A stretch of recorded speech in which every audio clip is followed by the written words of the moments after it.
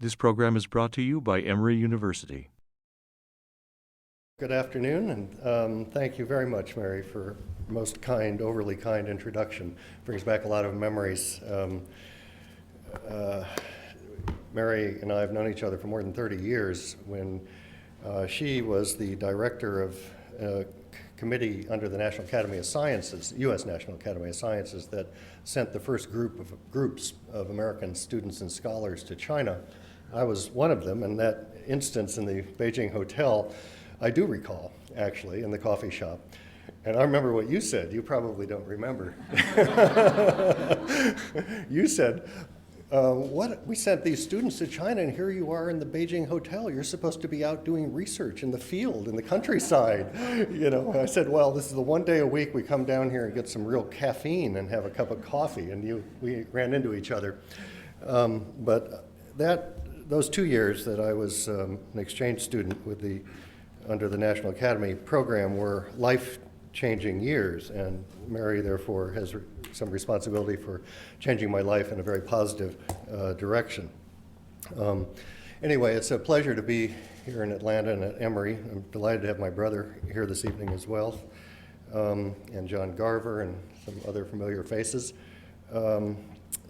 to speak about China, the conflicted rising power. I'd like to thank the Halle Institute and the Carter Center, and I gather the Confucius Institute of Atlanta, all of whom are co-sponsoring the lecture tonight, for the invitation. It's really a pleasure to be here. And I'm going to talk about, the subject of China as a rising power.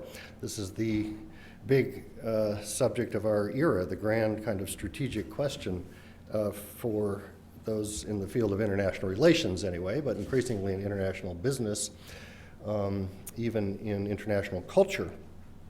China is rising comprehensively in many different areas. In this book that I'm just finishing, about to send off to the publisher, China Goes Global, tries to explore different dimensions of China's emergence, or footprint, you might say, on the global scene. And it assesses this footprint in different functional dimensions, diplomatically, economically, culturally, strategically, and in terms of global governance. There are individual chapters on these different dimensions of China's increasing impact and influence, or presence. And what I'm trying to really get at in the book is the degree to which China actually has influence in the international system. I distinguish between power and influence, and between presence and influence. And the subtitle of the book, The Partial Power, gives you a sense of the argument of the book. I find that China is what I call a partial power. That is to say, its influence remains surprisingly limited. That may surprise many of you, because we all read in the newspapers all the time about China's great impact on this or the other dimension of world affairs, and it is in the news constantly, gobbling up natural resources around the planet, soaking up inbound investment from abroad. I think has been the leading or second leading recipient of foreign direct investment now for almost 2 decades, is increasingly an outbound investor. Their so-called ODI, outbound direct investment, now ranks 5th in the world. And if you count their investment into Hong Kong and Macau, it ranks them number 3.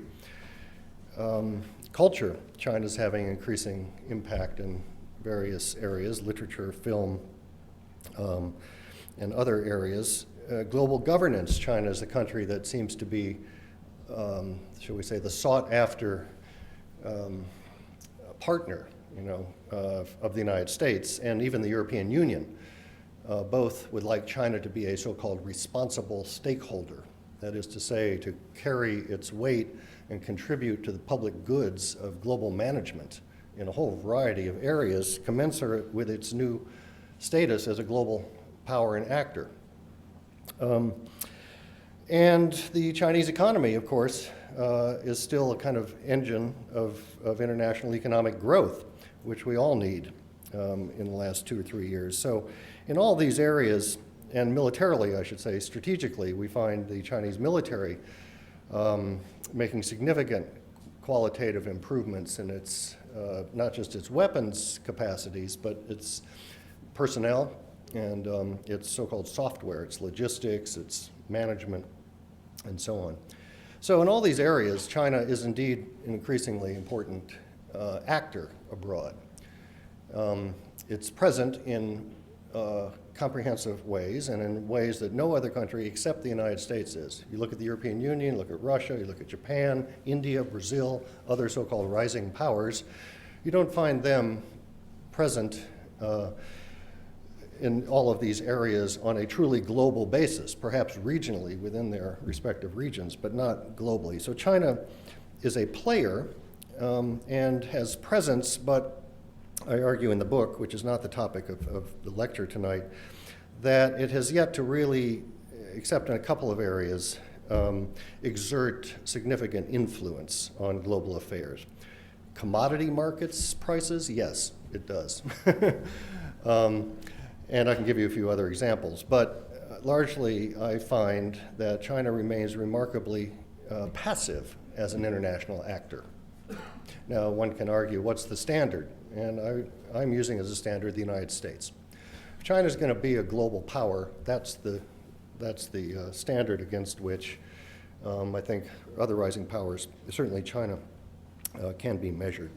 So you can look at China's emergence across these different domains empirically, if you will, and kind of measure what China's doing and contributing and the assets it has and the resources it's putting into trying to attain what it calls Zhonghe Guoli, comprehensive national power. But the real question is, what's it going to do with this wealth and with this power once it's attained? That's been a question on the minds of many China specialists for a long time, but is increasingly on the minds of geopoliticians worldwide. So there are a lot of ways that one can get at that question and try and explore it. There are no answers yet because China hasn't arrived, I would argue, yet at that state. We won't know it. We don't know it yet. So what I'd like to do tonight is to try and get at that question of how will China behave as a rising power. And the argument is that it's a conflicted rising power. Because one way to get at the question of how is China going to behave is to get inside the domestic discourse inside of China, to try and unravel and unpack China's own identity, if you will, national identity. Or, as I'm going to argue tonight, identities, plural. China is, in my view, a very conflicted rising power. It's probably not unusual in that regard. The United States has multiple identities too.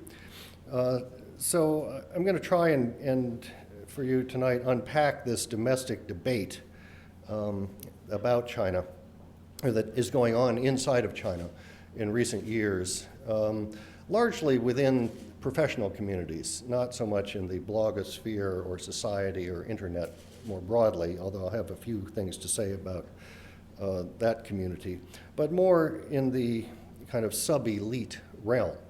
Look at perceptions. How does China perceive its roles, or how do Chinese elites or sub-elites perceive their country's role in world affairs? That's the question.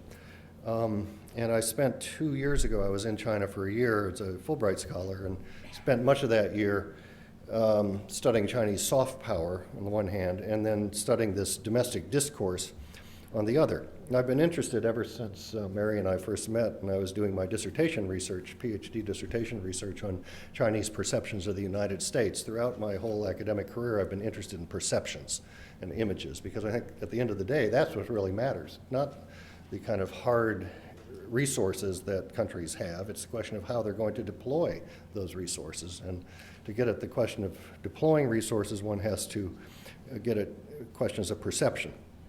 So one chapter of this book has to do with Chinese views of their own role in the world. And I'm going to argue that that is a role of having conflicted identities. But let's start by looking at how does the world look at China before we turn it around and ask ourselves how does China look at the world. This slide may not be all that clear to you in the back, but it's from the Pew Research Center, who has what they call the Global Attitude Survey. They run constantly, measuring, I think, 24 nations around the world. And this is a recent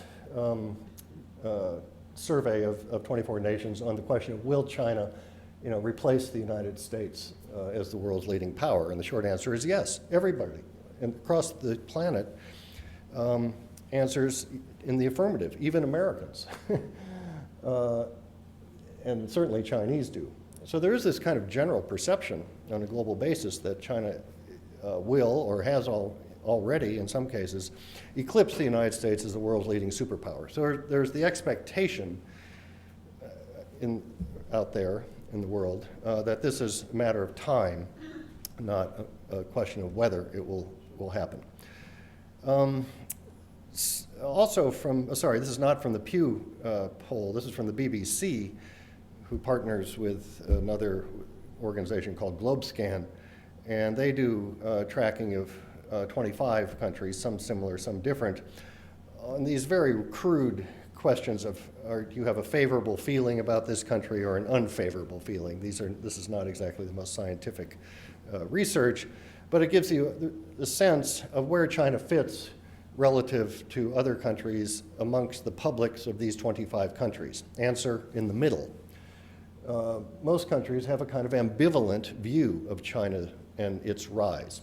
In this particular poll, mainly positive, 44%, and there's China, and 38 negative. Germany comes out very well, and down here on the other end of the spectrum, we have countries like North Korea and Iran. Okay, well this slide, if I can find the pointer, the reason I put this up is, again, to show you where China fits comparatively vis-a-vis other countries. This is a series done by the BBC, 2005, 2010 favorability ratings. All the same countries that I just showed you in the previous slide, but to show you, it's a time series analysis, right? So the brown line here is China. So why is that important? That is, from 2005 to 2010, China's international standing dropped almost 20% on a global basis. China's image globally, not good. It's down here, with Russia, North Korea, Iran, and other such countries. But it's the decline that's important. After the Olympics, or in fact, including before the Olympics, there was a short spike, you can see, around 2008 during the Olympics, and then the decline continued.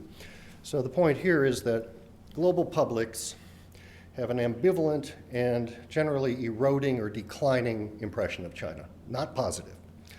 Now that's a message that is not lost on the Chinese government. And they are, in the last, since 2007, but particularly in the last sort of 2 years, now very concerned about their global image. They have discovered, having read Joseph Nye, that soft power is part of comprehensive power. And if China is going to become a comprehensive global power, it has to have more than military weapons and trade surplus and foreign exchanges and foreign direct investment. It's got to have normative attraction.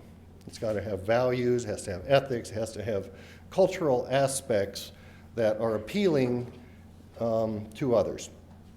And that image matters. That's the point. So this is a kind of new revelation for the Chinese government, anyway, just in the last 4 or 5 years. And the Chinese government is pouring enormous amounts of resources into trying to improve the country's image on a global basis. Why do you have a Confucius Institute here in Atlanta? That's the answer. It is one of now 235 Confucius Institutes worldwide at the moment and growing rapidly. This slide is of Times Square, of course, just during the visit a year ago of Chinese President Hu Jintao to the United States.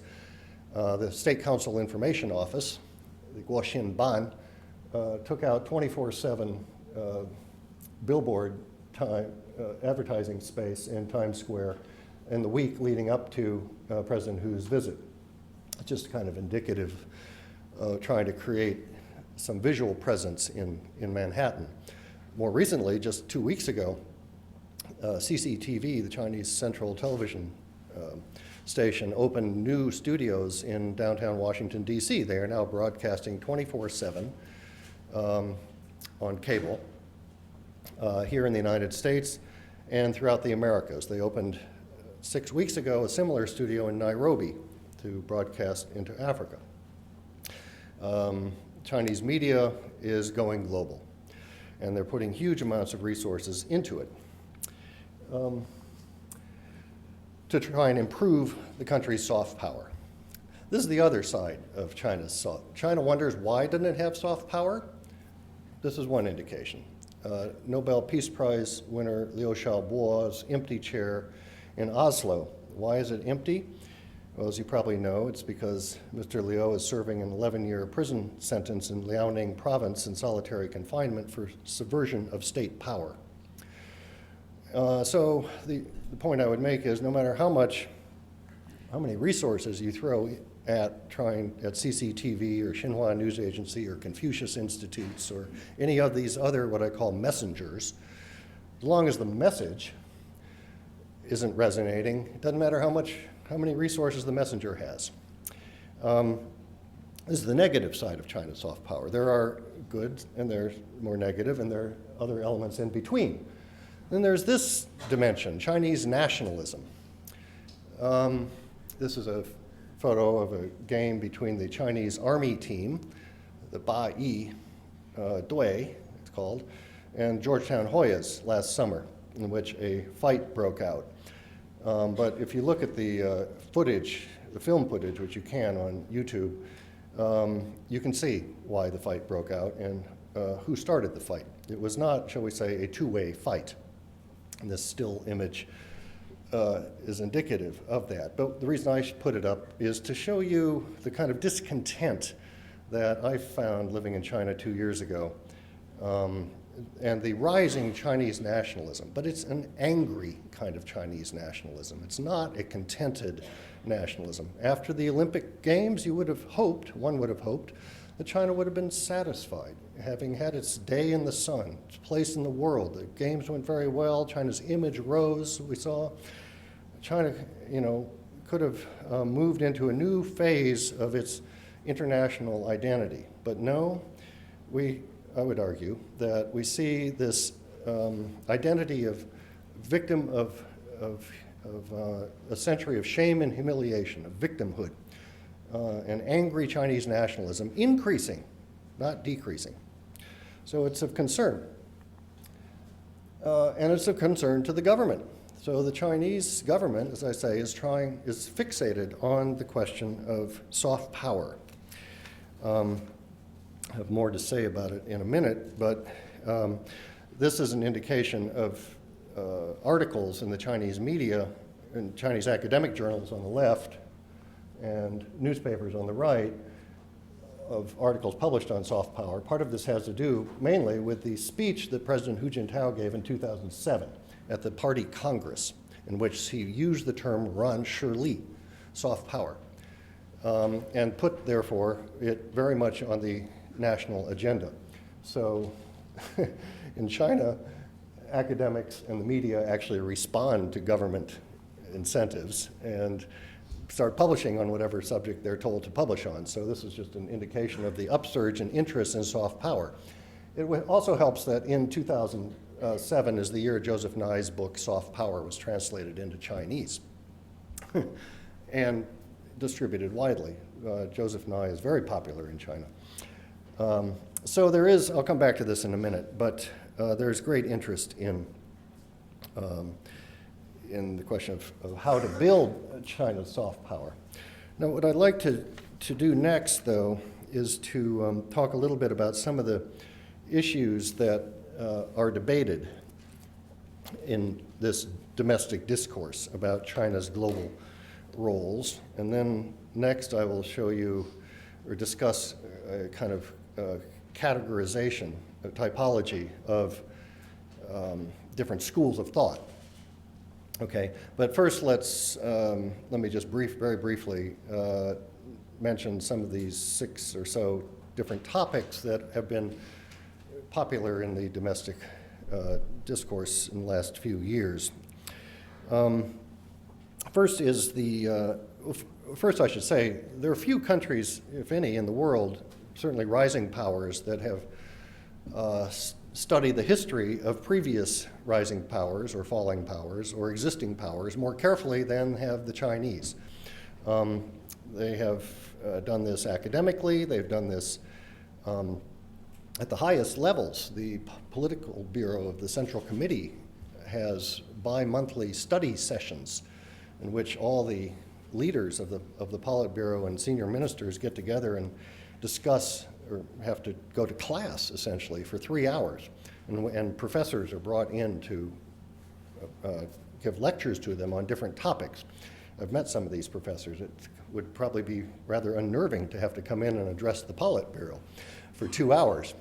And then the president of the country, Hu Jintao, will stand up and summarize the professor's lecture at the end. And many, in 2007, 2008, they had a number of sessions at the Politburo retreat. You know, can you imagine the American president, the vice president, all cabinet secretaries going off to the Y plantation in Maryland for a 2-day or for an afternoon retreat to study some subject? Well, the Chinese leadership, to their credit, does this. And one of the subjects, as I say, is the history of rising powers. It's also happened in the general public. China Central Television ran I think, 9-part television series called Daguo Jueqi, Rising Powers. It aired repeatedly, watched by hundreds of millions of people, on the history of Portugal, Spain, Holland, France, Great Britain, Germany, Russia, Soviet Union, Japan, and the United States, trying to ascertain how these countries rose to being major powers and then how they declined and what lessons could be learned for China. So the first point is that China is a very self-conscious rising power, and that's a good thing. It's trying to learn from the mistakes of others historically. So these are, then what do they debate? Well, first of all, one of the more prevalent debates has to do with Comrade Deng Xiaoping, who back in 1989, in the wake of the June 4th incident, and more importantly, in the wake of the collapse of communist regimes across Eastern Europe, in fact, John, you had this in your article in China Quarterly, if I remember, said, Tao Guang Yang Hui Budang To Yoshuo Zuowei. Let's bide our time, hide our brightness, don't take the lead, but do some things. So this phrase, now 23 years ago, by a now deceased leader, is still the most discussed phrase in Chinese international relations circles. You know, would be as if George Bush Sr. gave a speech back in September of 1989 that is still discussed, across the United States today, which it's not. So this has had great staying power. This is kind of the grand strategy for China.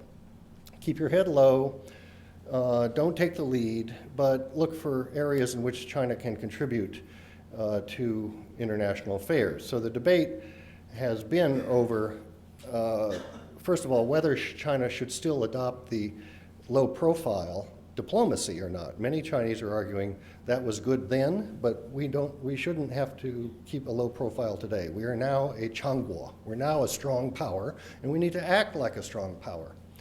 And then there are others that say, no, we want to keep our head down. We don't want to take the lead. That's just a recipe for trouble. But we can do some things. So the debate has really been over the last part of this phrase, Yoshuo Zuowei, do what things in the international environment, particularly towards global governance. So that's one debate. Second debate which was more short-lived, has to do with peaceful rise, which turned into a term peaceful development. Peaceful rise was the term used by a Chinese theoretician named Zheng Bijian to try and distinguish China's rise from all these previous empires. We're going to rise peacefully. The world has nothing to fear from us. But apparently the term rise was even too controversial inside of China, and the terminology was put to bed and replaced by the terminology peaceful development, which in fact was a term Deng Xiaoping originally used, peace and development. So they truncated it. Hu Jintao says now it's peaceful development. We are peacefully developing. We're not rising. Oh no, don't get that, don't mistake it. We're not rising, we're just developing. So there's been this big debate about that issue. Thirdly, more importantly, there's an ongoing debate about the nature of the international structure, the international system. Chinese international relations specialists, I find, are a bit like geometrists. They are constantly trying to measure polarity above all. Is the world bipolar, tripolar, quadrupolar, multipolar, unipolar? Who are the pole? Who constitutes the poles? They're always looking for structures, nodes, pivots. They're great geometricians, really, or geopoliticians. And of course, for many years, they've been arguing that the world is moving towards multipolarity. That goes back to the 1960s.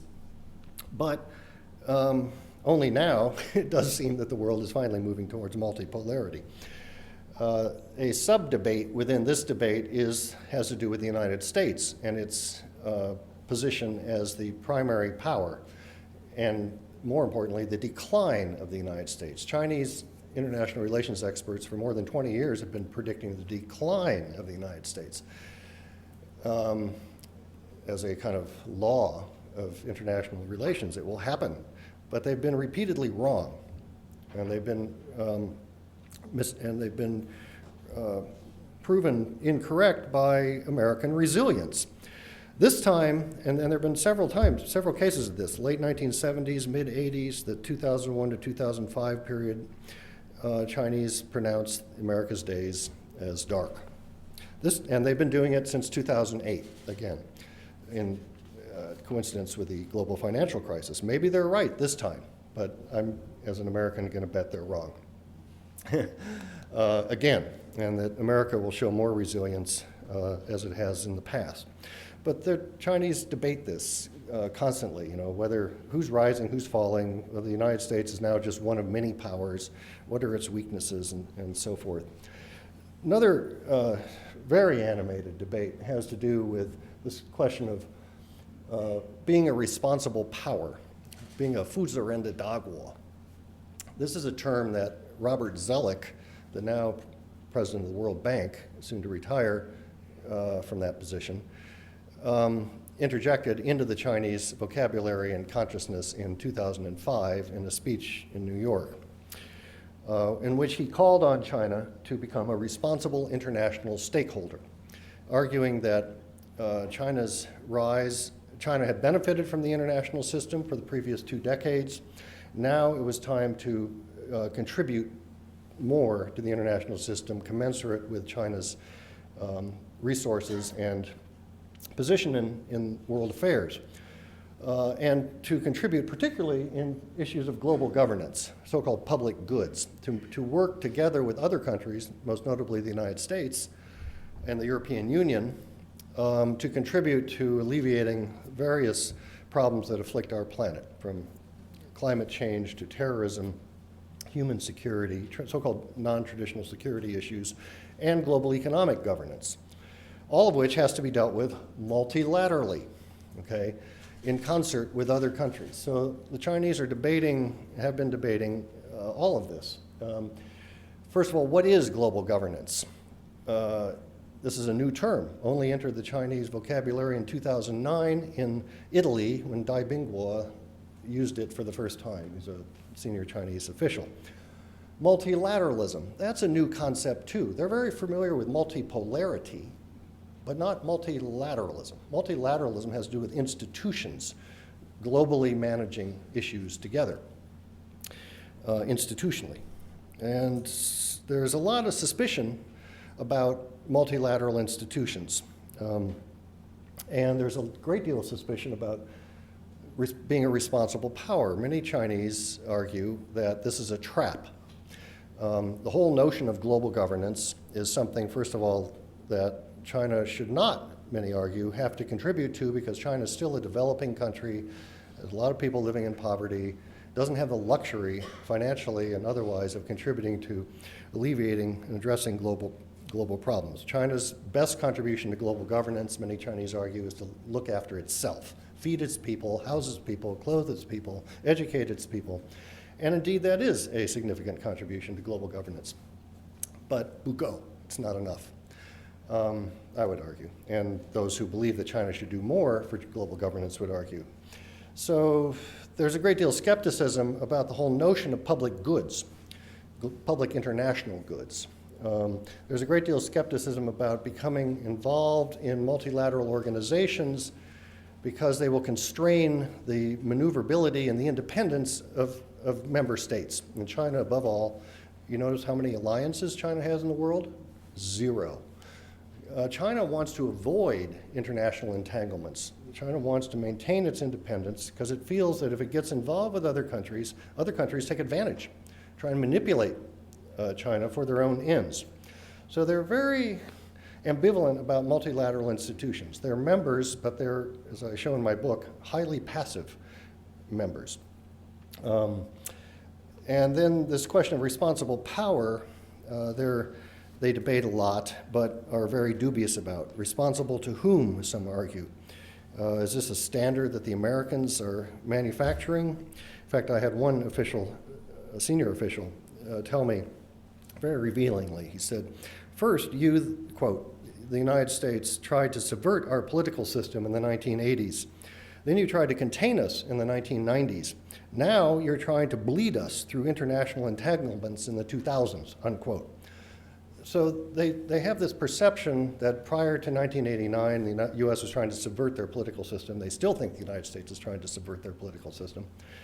Then it turned into regional containment, and now they think that this is just the latest, this responsible power notion, just the latest trap being laid in Langley, Virginia, by a certain three-letter agency to restrain China's rise. So that's a debate. Last two, harmonious world. Frankly, there isn't so much of a, there's a kind of subterranean debate about this. This is a term, Hexia Shijia, that began to appear in the Chinese press around about 2008. Why? Because President Hu Jintao used it. It's the kind of parallel term for Hexia Shihui, harmonious society at home, which they launched, I think, in 2006. And in 2008, President Hu gave a big speech at the United Nations in New York, in which he said, we want to build a harmonious world. And he gave several criteria in that speech about what a harmonious world would look like. So there's not much debate about it, because he's the president, okay? In China, you don't debate. If the president uses a term, what you do is repeat it, right? To show your loyalty and fidelity to that concept. So I had one Chinese tell me, David, if you read our writings carefully, if we don't use the word Hexia Shijia, that means we don't agree with it. So we argue by omission, by silence. So you don't have a public debate. I know this is, so that's one of the concepts. And then finally, soft power, as I've mentioned earlier, is an increasing obsession for the Chinese government and intellectuals. You know, what is it, first of all? How do you get it? What do you do with it if you get it? Why don't we have it? Do we have it? Who has it? Where can you get it? It's like, is there a Walmart where you can go down the soft power aisle and buy it? Because if you can, then we'll purchase it. That, in fact, is the strategy the government, I think, is trying to follow. They're trying to purchase it. They're trying to do with building soft power what they do with building high-speed rail and infrastructure and bridges and everything else that's so impressive in China. Throw resources at it and it will rise before your eyes. Well, funny thing, soft power doesn't work that way. You can't go down the aisle and buy it, and you can't build it like high-speed rail. It's something you earn. And if you read Joseph Nye, you earn it because it comes intrinsically from society, not from governments. So it doesn't matter how many billions of renminbi the government throws at trying to improve China's international image. It will have some ephemeral effect, I would argue, but not a fundamental effect on those graphs that I showed you at the beginning. At the end of the day, many things will determine China's soft power, and it will probably continue to be very mixed, okay?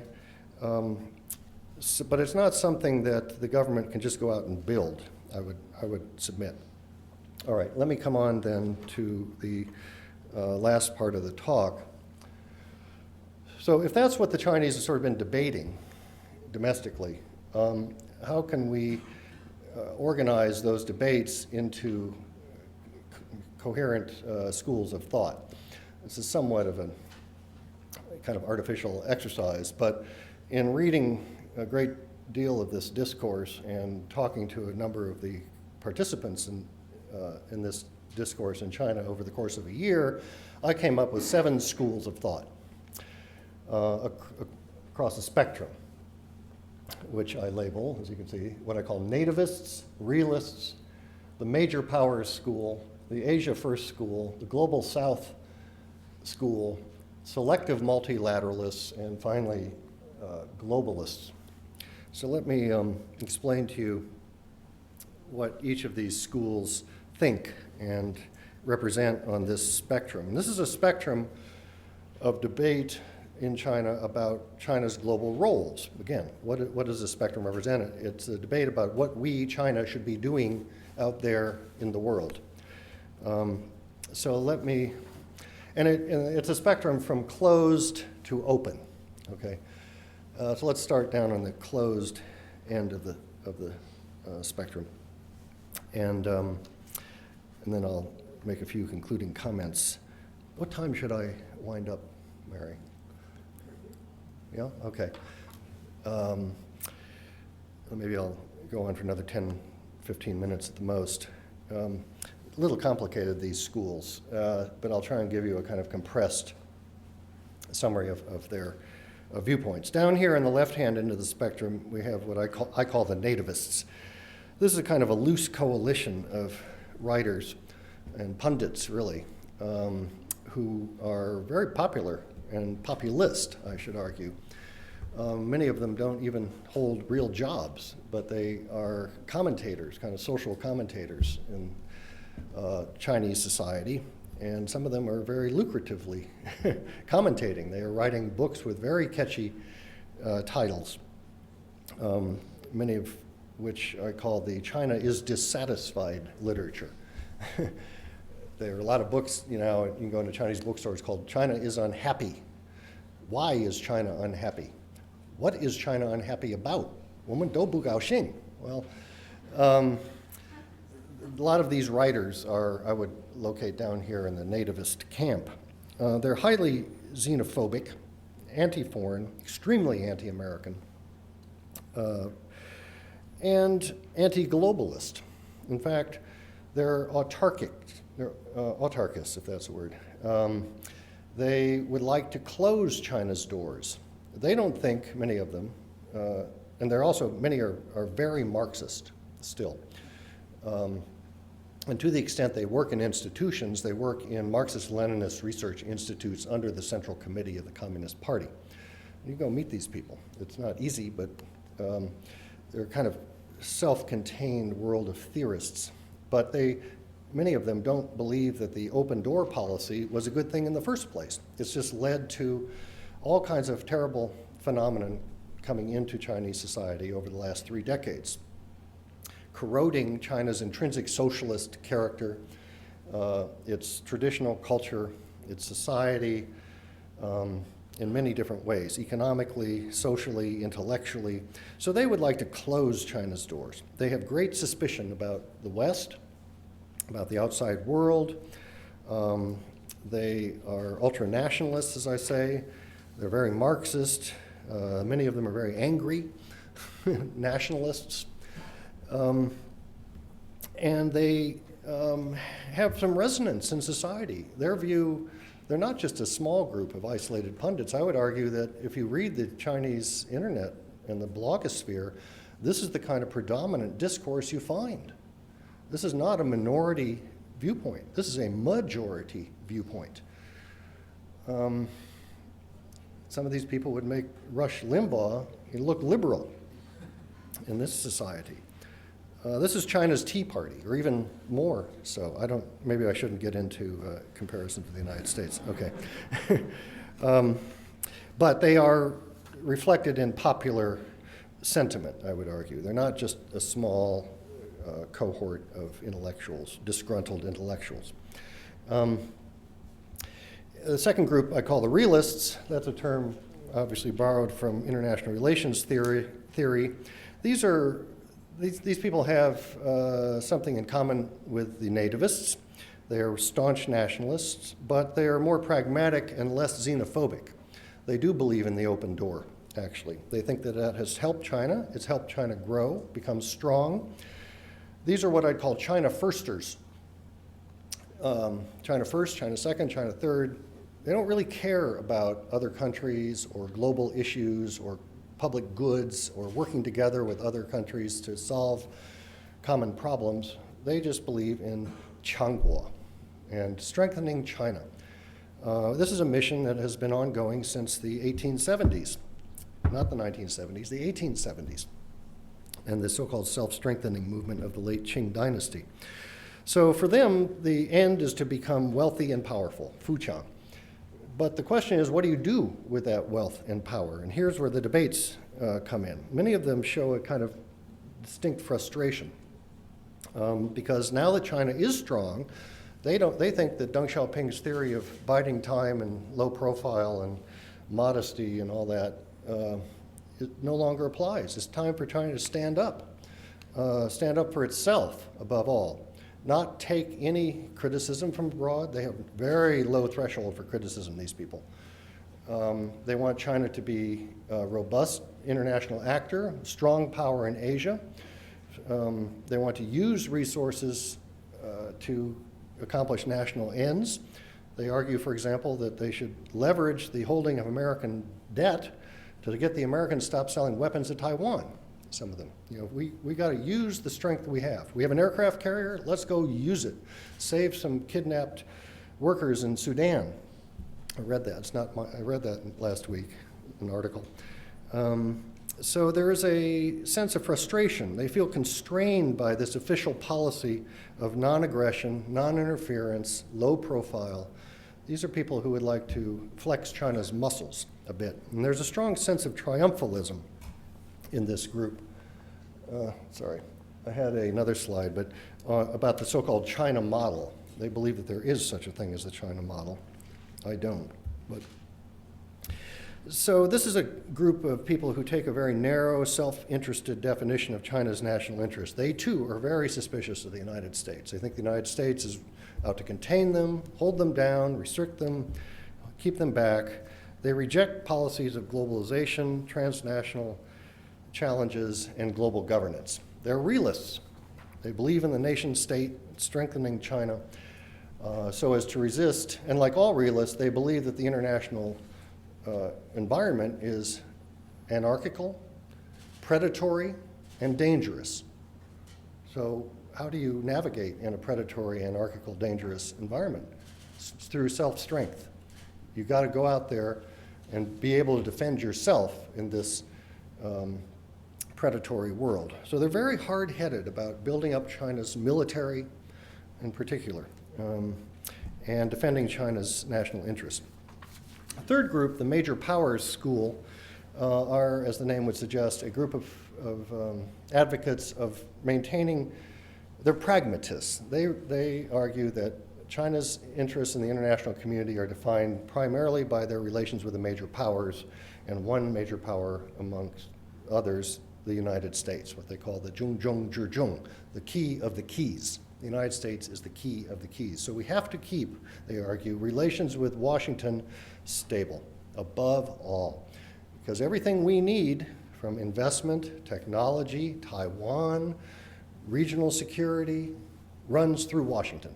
The Americans are super important, they argue. And so there's a school of thought that it's different than saying we have to cooperate with the Americans. No, they don't really argue that. We have to kind of maintain a facade of relations and stability. So last week we had the next leader of China, Xi Jinping, visiting the United States. That's what that was all about, in my view, from the Chinese side. Maintaining the facade, introducing him to the United States public, and having a good visit, but basically trying to keep the U.S.-China relationship on track. There are those in this school that argue that it's not the Americans that we should be partnering with. They're untrustworthy. It's the Russians. The Russians and we are really on the same wavelength. Witness the Security Council veto on Syria recently. Witness Iran. Witness Libya. Witness a lot of issues. The Chinese and the Russians have similar thinking about the nature of the international system and about the United States in particular. And then there's another subgroup that's sort of an eclipse, the Europe experts. Now, prior to about, 2007, 2008, the Europe experts were hoping that the EU would pull together as a unified pole in world affairs and apart from the United States.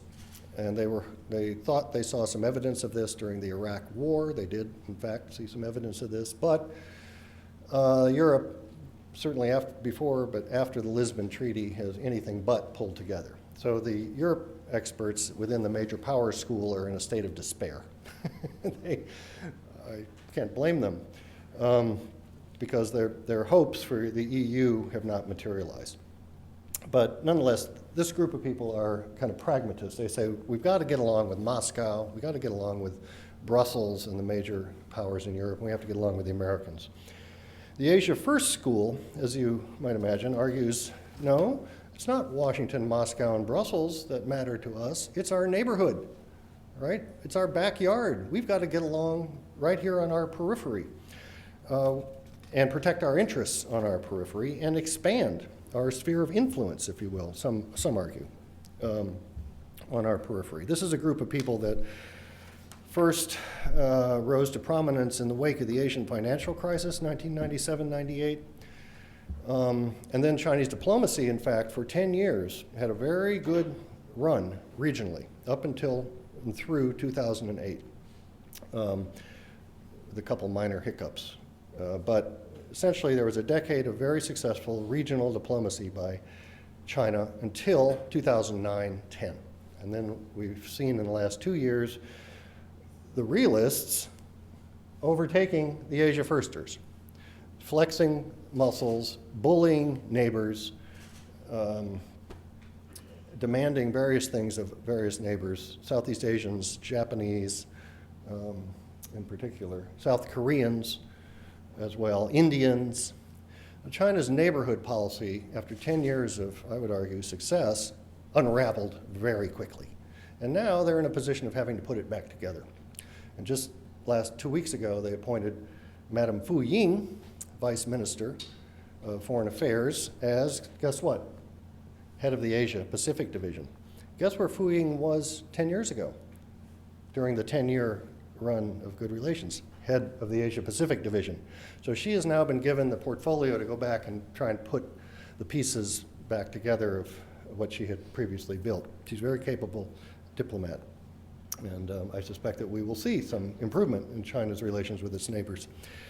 But it has to be said, if you go around China's periphery and you talk to Southeast Asians, Japanese, Koreans, Indians, even Kazakhs and Mongols, you will find a great deal of angst about China and China's rise.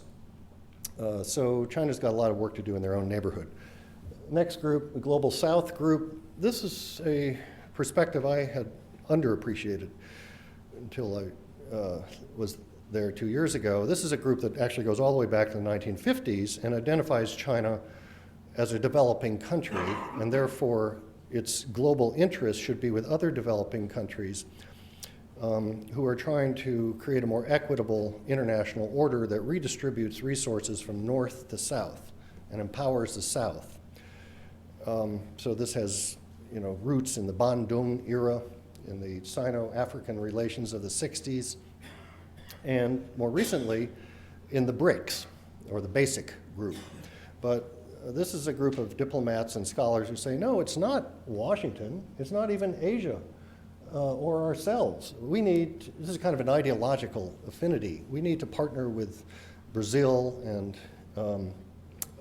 Indonesia and India and other rising powers and change the inequity of the international system. And then the last two groups are siblings of one another, the selective multilateralists and the globalists. They're both arguing for greater Chinese contributions to the international system, to global governance, to public goods, but they have real debates about what to contribute to. The selective multilateralists are those who take Deng Xiaoping's phrase about doing some things seriously, some with emphasis on some things that are very much in China's national interests. North Korea, Pakistan, South China Sea, usually neighborhood things, not far away places like the Middle East or Africa or further. That China should be involved with other countries. So I've sort of mislabeled this, selective multilateralists. That's a misnomer. I should call these people selective multinationalists, because they don't really believe in managing global problems through institutions. They believe in what George Bush used to call coalitions of the willing, ad hoc groups of 4 or 5 countries who will work together, on whatever issue it is. So the 6-party talks in North Korea, China's very comfortable in that. Small, manageable, they're right in the center, everybody needs them. But you get a bigger institution with rules, regulations, reciprocity, expectations, and these selective multinationalists are very uncomfortable. They don't like being constrained by institutions. Now, the last group, the globalists, are real multilateralists in the true sense of the term. They are the Anne Marie Slaughters and John Eikenberrys of China. They understand what global goods are. They know China should play. They believe in globalization, transnational challenges, limited sovereignty. Things transcend national borders, and it's okay to intervene inside of borders of other countries for humanitarian reasons, they argue. So they're very active in supporting China's role in the Gulf of Aden, in disaster relief, public health, counterterrorism, various issues that are on the so-called non-traditional security agenda. But since 2009, the globalists have been in eclipse. You don't hear their voice, you don't read their articles. They don't resonate domestically because the realists, together with the Global South people and the nativists, and the selective multilateralists have all kind of taken the issue away from them. So yes, we have to do some things, but very much in our own interest. So these liberals, and these are liberals over here, don't have much traction today. All right, so let me just conclude. If that's the spectrum, at least that I saw, the first takeaway point is that there's a spectrum. That's important, for Americans and others who think that China has one idea about itself. It doesn't. China is a highly conflicted country with, as I say, real debates about its national identity and its international identity. If you can't read that, it's too small, but what I try and do in this table is to show the origins of these debates in the left-hand column, intellectual origins, where each of the schools come from, what their policy goals are, and then what tactics they use to try and pursue their goals. And so one reason we are seeing a conflicted China, or a multi-dimensional China on the world stage, on one hand, Xi Jinping visiting the United States, next minute hosting a meeting of the BRICS countries to overthrow the United States, to then bullying, Southeast Asian countries over a few small islands, lashing out at Japanese or Koreans or Indians, all these different things, vetoing UN resolutions on Syria, all these different things we see China doing in its diplomacy globally that are seemingly contradictory, I'm arguing, are reflective of contradictions that are embedded in the domestic identity of China. So what? What's it mean for the United States? I come from Washington, where you always have to have a slide at the end on, so what does it mean for the United States? Policy. Well, this is another way to think of these 7 schools on a kind of matrix of passive versus active diplomacy and anti-American, pro-American, and so it shows that this is the group Americans can work with most easily, particularly the major power school, the pragmatists, the people who sent Xi Jinping here last week. These are people that understand the importance of the relationship with the United States. We can certainly work with the globalists if they were there to work with, but as I argue, they're in eclipse. We can work, I would argue, with the Asia Firsters because they don't believe that Asia is China's natural sphere of influence. They, I would argue, see a role for the United States in Asia and not to exclude the United States from Asia. So I think that there are partnerships to be had in this cluster. There are partnerships to be had down here, too, on issues such as Iran, maybe. We have the world's leading expert on China and Iran in the audience tonight. I don't know how you feel, John, but I'm very skeptical about partnering with China on Iran, North Korea, but selective multilateralism. Work on issues where we can. The other groups, they're not in American interest. They're not advocating working with the United States. They're advocating working against the United States. So, of course, in this country, it'd be very interesting, next lecture I'll come back and give would be on the American spectrum, and you will find, I've thought about this, interesting parallels, actually. You can just flip this and do the American debate on China, and you will find very similar schools with very similar arguments. So just to conclude, what does it mean? Well, basically for the blue, is to describe what their basic orientation towards the U.S. is. The gold is to describe maybe what the United States should do. So the nativists, they're deeply hostile to the United States. We have to appreciate that they are there. They have what the Chinese call Lei Shang Da Yu Dian Xiao, lots of thunder, little rain. They make lots of noise, just like some do in other countries. So we have to be aware of them,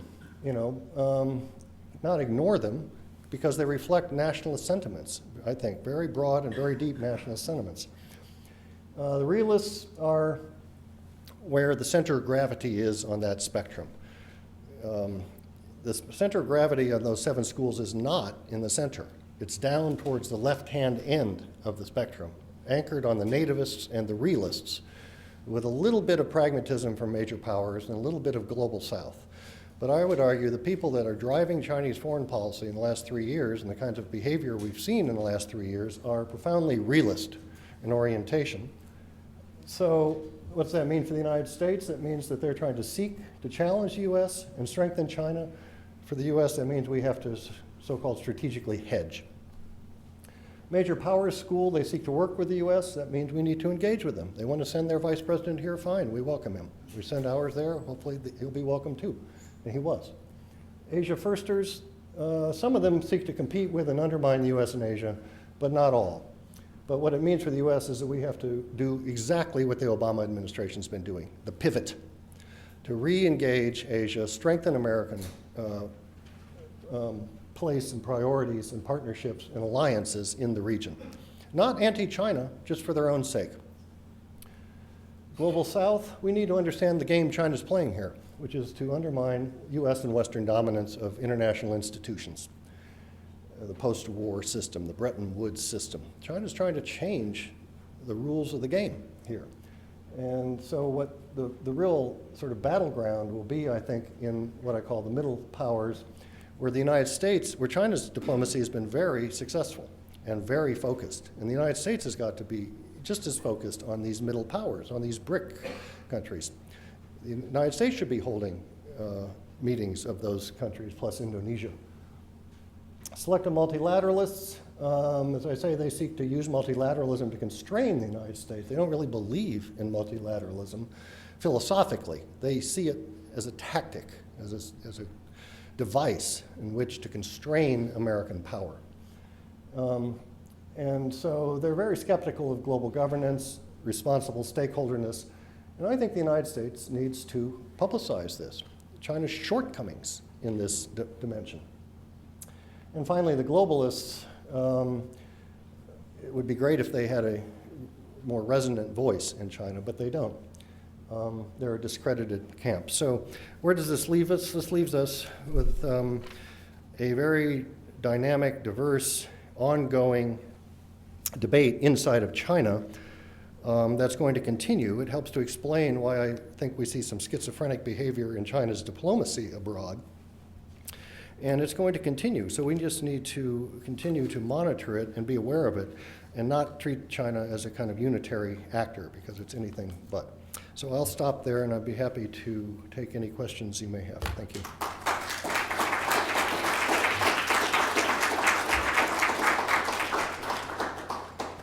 David, thank you for that wonderful presentation. I think there will be many questions, so I'm just going to let you call on people. We have a mic, and if you would introduce yourself before you ask your question.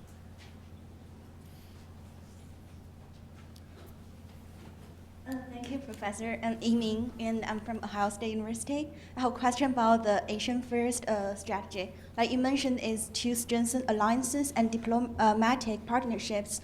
But like from China's perspective, it may like indicate the U.S. want to contain China's rise. So which may cause the like security dilemma between the U.S. and China. How do you solve this kind of security dilemma? It's a very good question. The question, let me just repeat it, is about the American so-called pivot to Asia, which is being interpreted, the questioner asked, is being interpreted in China as an attempt to contain China and creating a security dilemma. I would agree very much with your last point. It is very much a part of an ongoing security dilemma. And it's contributing to the security dilemma. Security dilemma, I'm sure you're aware, in most simplistic terms, are where countries do things to strengthen their own security that they see in their own interests as being very individually motivated to strengthen their own security, but is seen precisely by others as causing them insecurity, which causes a reciprocal action by country A. It's escalatory. It creates a dilemma where both sides are doing things to strengthen their own security in their own minds, but are in fact decreasing their security because they're causing a sense of threat to the other party. So I would argue we've had that security dilemma between the United States and China for at least the last 7 to 10 years. And the U.S. pivot to Asia is a reflection of it, and it's going to contribute further to it. It's not saying it shouldn't be done. I think it should be done. Your first part of the question, though, concerning containment, it's impossible. There is no containment. I can't be, nobody can be clear about it.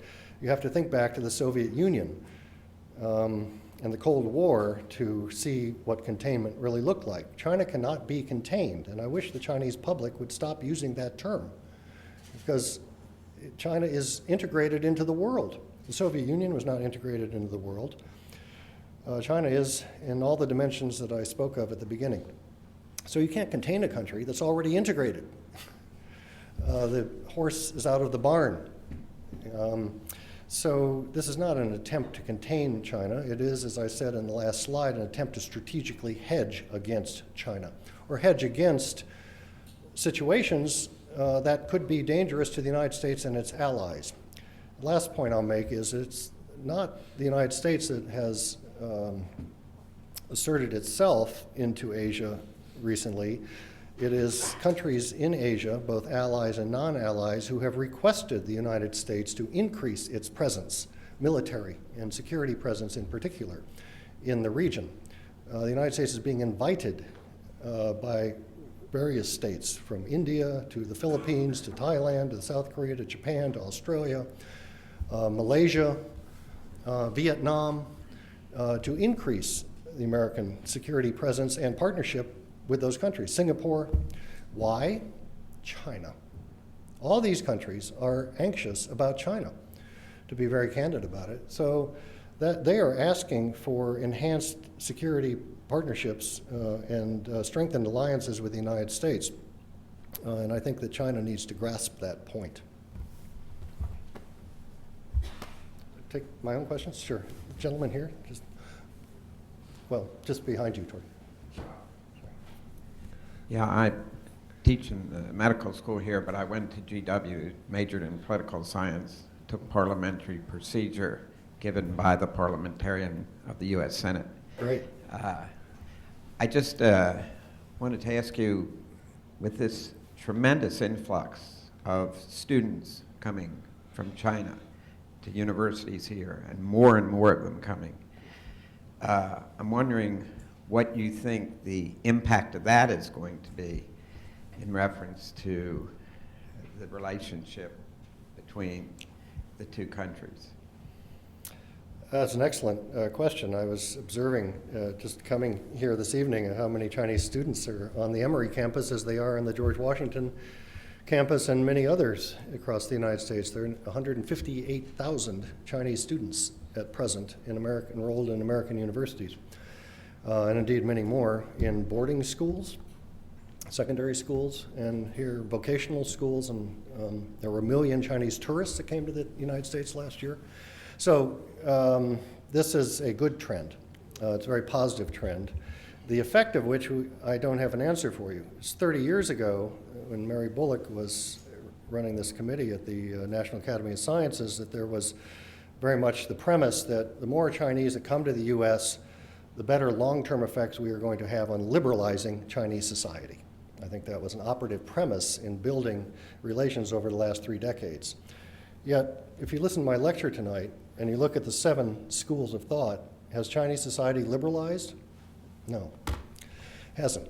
And I don't have a real answer for that, except that Chinese nationalism and this kind of realist nativist perspective is so deeply ingrained in China, and the suspicion of the United States is so deeply ingrained, and this narrative that China has been telling itself for the last 60 years during the People's Republic about the previous 150 years of victimization is so deeply ingrained that no matter how much exposure you get to the United States, and mind you, this is a very 158,000 out of 1.3 billion, you know, it's not very much. So it's, you know, I think we have to realize that exposure to the United States is a good thing. The elite and the professional classes have a greater appreciation for the U.S. and what makes the U.S. strong. But in their current political and nationalistic environment are not able, you know, to make those voices heard. Someday, perhaps. But that day could be a very long way away. You know, there are many, you know, the most telling statistic I'll give you is that 75% of the Chinese students who have gone abroad, that's all over the world, have not returned to China. Only 1/4. This is according to the Chinese Ministry of Education, the Chinese Ministry of Education statistics. And in this case, I suspect that it's understated. Chinese statistics are always usually overstated. In this case, I bet it's understated. What that tells you about Chinese soft power is very telling. You know, these people don't want to go back yet. You know, it's like the Iranian community. And someday they may go back. And they're beginning to go back slightly larger numbers, particularly in the sciences, where working conditions are improved, salaries are better, laboratories better, and it's a kind of depoliticized profession. But in the humanities, the social sciences, business, other sectors, they're staying abroad in large numbers. So, all we can do, and the Europeans and others, is to welcome Chinese to our universities, train them, hope they go back, but that's their decision. And when they go back, what they do with what they've learned abroad is also their decision.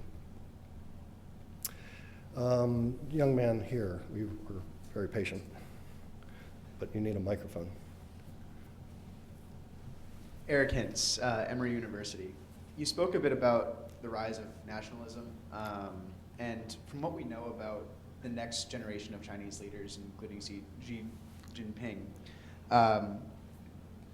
do you know if the center of gravity is going to shift in any direction, or at all? We don't know. I mean, we'll have to see. Xi Jinping's generation is the Cultural Revolution generation. This is when China's doors were completely closed. And only that generation, including Vice President Xi himself, have been able to travel abroad in the last 10 to 20 years. He came here to the United States in 1985, as you know, and stayed in Muscatine, Iowa. So we don't, the point is, though, that they haven't been educated abroad. They aren't like the students that the previous speaker just asked about. They don't speak English. They don't hold foreign degrees. They're still, as I say, they didn't even attend university because universities in China were closed during their formative years. They were off in the countryside. Xi Jinping spent 7 years in Shanxi province. So this is the generation of the Cultural Revolution. And we're going to have to wait for one more generation before we see the impact of the training in the West. So stay tuned. Yes, sir. My name is Mirdad Hussain, and I'm a father of Emory student. I have a question. I remember a long time ago, maybe 30 or maybe 40 years ago, there was a bad relationship between China and USA. As a matter of fact, they were enemy each other. All of a sudden, or not all of a sudden, but gradually, United States changed its policy and started becoming friend with China. What's the reason? I have two more questions. Okay. All right. So what's the difference between that time and today? Yes. Well, it's funny you should mention that. It's literally 4 decades ago this week that President Nixon made his historic visit to China. 4 decades is a long time. We've come a long way in the relationship in 4 decades. China has come even further. That opening was done for several reasons, geopolitical reasons, but I would argue that President Nixon had a vision then that has been realized. If you go back and you read an article that he published in 1967, the year before he was elected president, in the pages of Foreign Affairs, he argued that China was outside the family of nations and needed to be brought inside the family of nations. He thought that this was a highly destabilizing phenomenon for 1/4 of the world's population not to be a member of the international institutional community. Well, here we are, 4 decades later. China's inside the international institutional community, but I was arguing tonight, still very ambivalent and very passive, relatively speaking, in some areas, and uncomfortable, but better inside the family of nations than outside the family of nations. So I think Nixon's vision was not only an anti-Soviet vision. Many people say we opened to China simply because of a mutual strategic concern with the Soviet Union. That was part of it. But that was not all of his vision, I don't think. So in that regard, things have changed a great deal. But what hasn't changed is Chinese nationalism, the spectrum, the sense of wealth and power, strengthening China, suspicion of the West, suspicion of the United States. Those things haven't changed, I would argue. And if Americans think that they have, we're deluding ourselves. Let me take a couple others, and then we'll come back. Jordy? We'll discuss this later. Okay. Then John, do you want to? First of all, David, let me congratulate you on a very insightful and clear-eyed view of the situation. My question is whether you think given the deeply ingrained anti-U.S. animus in Chinese political culture and in the sub-elite political culture, given that, do you think that the U.S. policy of trying to partner with China is realistic? I mean, American strategy has been to try to persuade China to be a strategic partner, a responsible partner, to work with the United States in solving the problems of the world based upon common interest, and to build on this so that we go forward to cooperation in the 21st century. That's a nice sounding vision, but it really seems do you think it's a realistic approach? It's an excellent question. I think it's the only approach, actually. There is no alternative but to try and partner with China to address global problems, to address bilateral problems, to address regional Asian problems. We do inhabit the same neighborhood of the Western Pacific, and to address global problems because China is now a global actor. They're the only other one. Russia, as I said, Russia, Japan, Europe, they're not global actors. It's only the US and China. And increasingly, as China's global presence increases across all those domains I mentioned at the beginning, it's going to bump up against long-standing American interests, equities, and policies. So we have multi-level reasons to try and partner with China: bilateral, regional, global. And there's really no alternative to it. But we have to do it in a very sober-minded fashion. I think you're quite right that there has been, over the years, a lot of wishful thinking about China that is buried deep in the American political culture about China. It goes back to the previous century, 19th century. It's embedded in American paternalism towards China, about which Professor Bullock has written a couple of good books. It says more about us than about China. And so China's never lived up to the American expectations, because the American expectations were perhaps inappropriate to begin with. So we need to partner.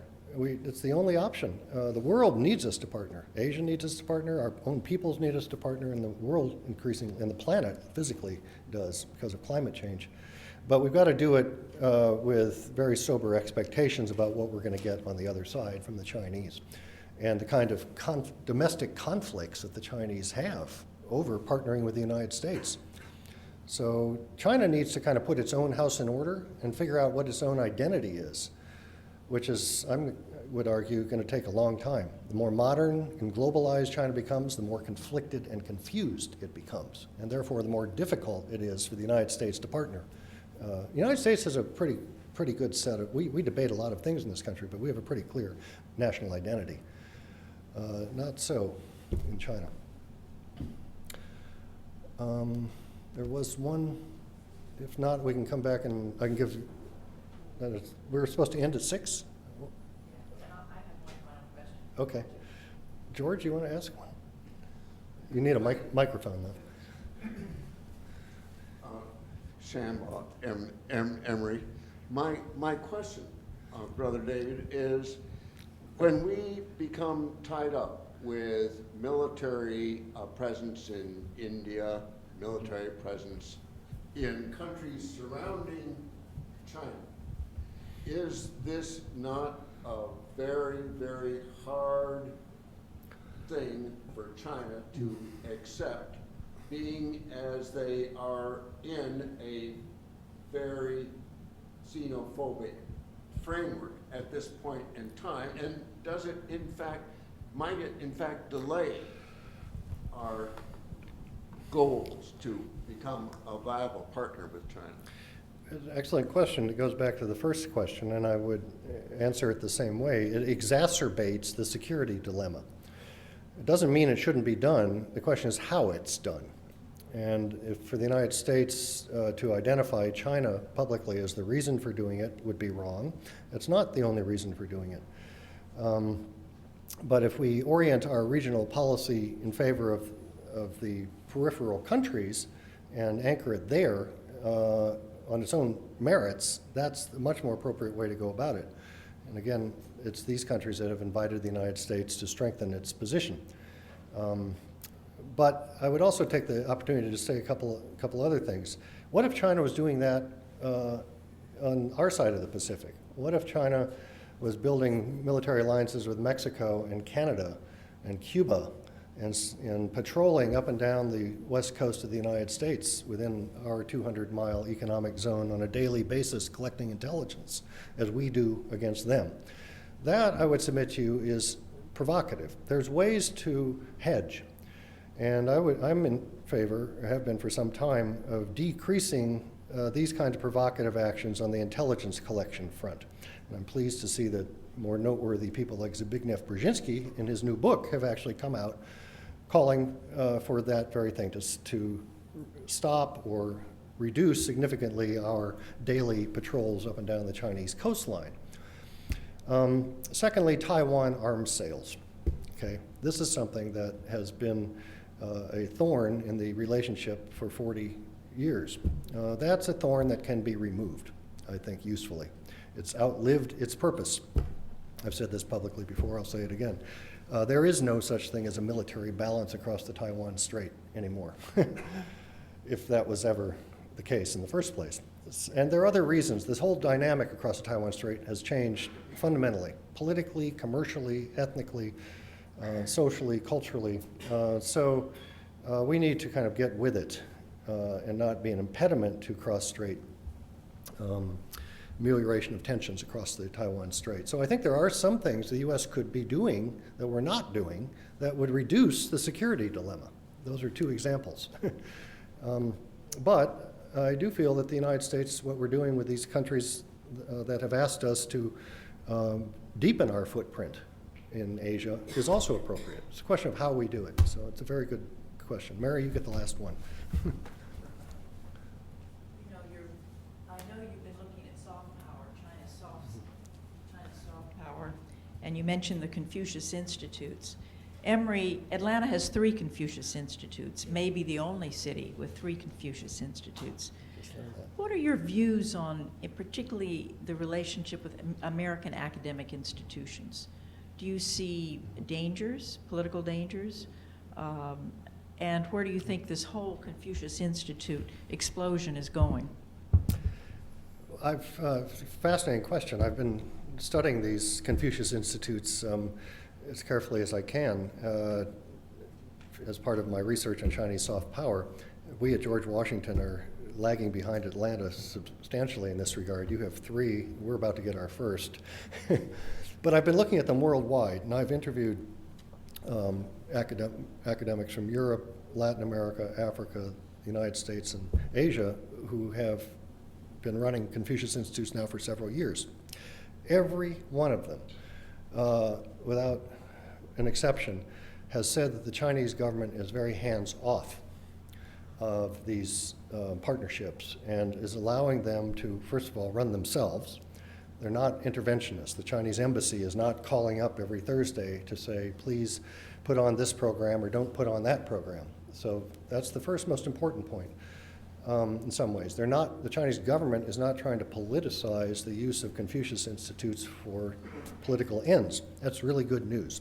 That means that they have taken a conscious decision. They've studied other examples, such as Taiwan, and learned the correct lesson.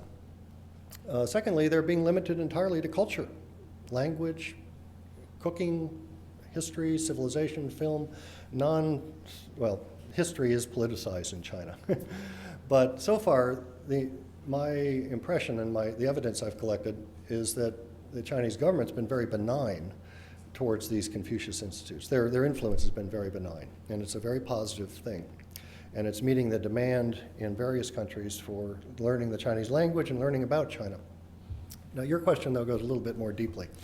Why, with a country of $3.2 trillion in foreign exchange, has the Chinese government not begun to try and endow programs, endow chairs, and buy academic influence abroad? This is a big question. It must have occurred to them.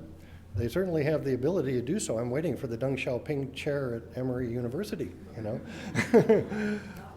You can be the first holder of it. So there's obviously been a conscious decision taken in China not to go down this path yet.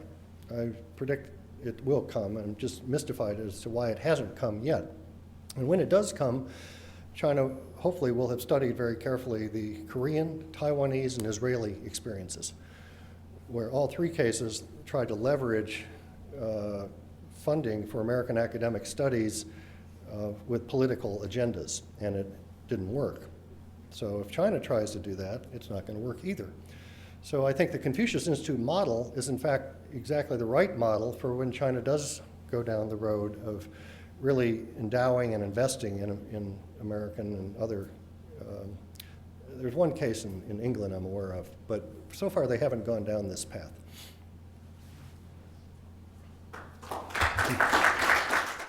The preceding program is copyrighted by Emory University.